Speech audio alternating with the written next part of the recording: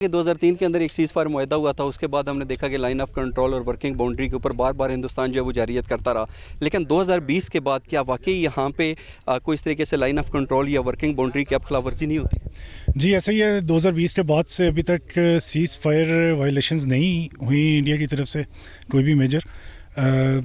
چھوٹے موٹے انسیڈنٹس ہوتے رہتے ہیں، اس کے اوپر دونوں سائڈ سے جو انڈرسٹینڈنگ ہے اس کے مطابق بات چیت ہوتی ہے اور مسئلے کا حل نکل آتا ہے. لیکن اس کے باوجود ہماری طرح سے تیار ہیں، اگر کسی بھی طرح کی سیز فائر کی وائلیشن کی جائے گی، معاہدے کی کسی قسم کی خلاف ورزی کی جائے گی تو ہم اس کا ڈیفینیٹلی جواب دیں گے.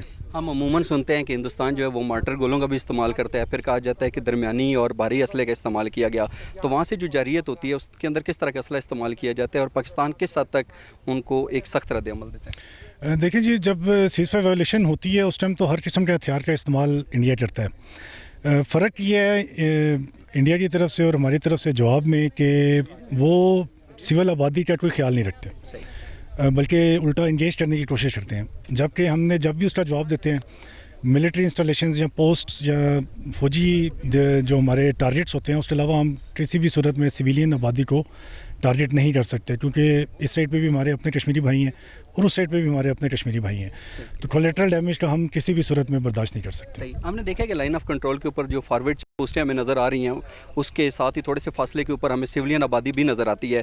تو یہاں کے جو مقامی لوگ ہیں، اگر ایک طرح سے دیکھا جائے تو یہ ان کی بھی جرأت ہے، ہمت ہے کہ وہ یہاں سے نقل مکانی نہیں کرتے. ہندوستان جارحیت کرتا رہتا ہے لیکن اس کے باوجود وہ یہاں پر ہی موجود رہتے ہیں. جی ڈیفینیٹلی جی، یہ ان کا آبائی علاقہ ہے، ان کا ایریا ہے، ہم تو ادھر ان کی حفاظت کے لیے ہیں.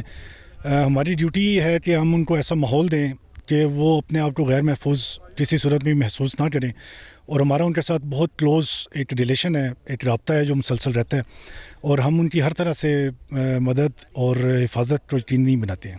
آپ نے نماز عید بھی ادا کی اور اس کے بعد ہم نے دیکھا کہ بکرے کی قربانی بھی ہوئی، تو ہم یہ بار بار بڑے کھانے کا ذکر سنتے ہیں. یہ بڑا کھانا جو فوج کا ہوتا ہے اس کے اندر کیا کچھ ہوتا ہے اور اس کا اہتمام کیسے کیا جاتا ہے؟